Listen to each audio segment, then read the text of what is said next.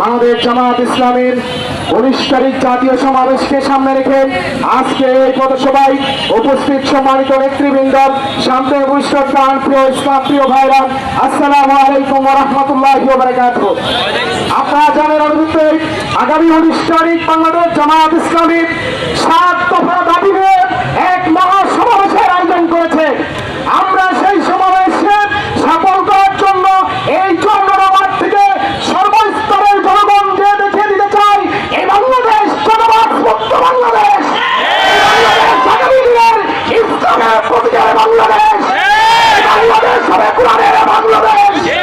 আমরা যদি কোরআনের বাংলাদেশ করতে চাই তাহলে আমিরে জামাত আগামী 20 তারিখ জাতীয় সমাবেশ ডাক দিয়েছে।